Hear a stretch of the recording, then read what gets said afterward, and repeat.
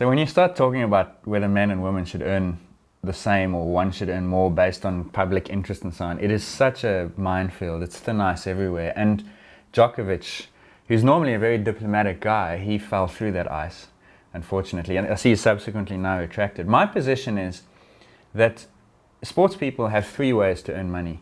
One is appearance fees. In other words, the people putting a tournament on or an event on pay you to come. Two is endorsements and sponsorships. Rolex pay you to wear their watch. Nike pays you to wear their shoes. And the third one is prize money. Now, the first and second of those, appearance fees and endorsements, they are very much linked to the market. In other words, if you are marketable, then you will get someone to pay you to wear their watch. So Maria Sharapova, for example, is the richest woman sports person in the world because companies deem her, or deemed her, perhaps past tense, to be more marketable. So if the market is speaking, that's where you'll see it. There and appearance fees. For me, prize money is money that you earn in a place of employment. And whether your principle is moral or social or whatever it is, that should be equal. Because you're doing the same thing. If I'm a female tennis player and I show up and I beat the world's best 63 players at a tournament, I've done the same thing as Novak Djokovic did to beat the world's best 63 players in his respective category. Therefore, we should get the same money. So for me, equal prize money is a must. But the other avenues that you can earn money, sponsorship and appearance fees and so forth, that's open to market forces.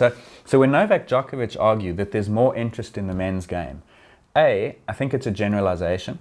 I think there's more interest in Djokovic, Nadal, Federer, Murray, but the man who's ranked 17th, I mean, who's that? I don't know. he's as lucky to be playing in a tournament as Djokovic as supposedly the women are to be playing at a tournament as Djokovic. So it gets very messy because why should the women get less and not the men who are benefiting from Nadal, Djokovic, Federer, and Murray as well? You know, so that sort of makes it a bit complicated.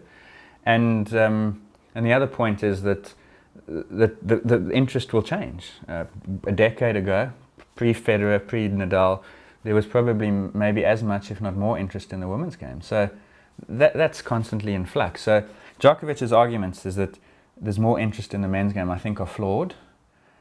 But if there was more interest, they're making more money anyway because they're getting more sponsorship, more endorsement, more appearance fees to play in some tournaments. So they're already making more money. And that's why Sharapova is the only woman in the top 50 on the world's richest sports person list. They're all men anyway.